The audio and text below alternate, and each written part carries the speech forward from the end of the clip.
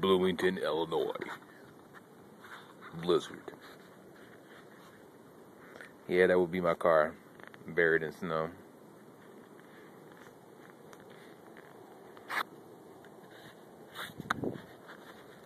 As you can see, it's still coming down quite heavily. Not very much snow there, but look at the height difference.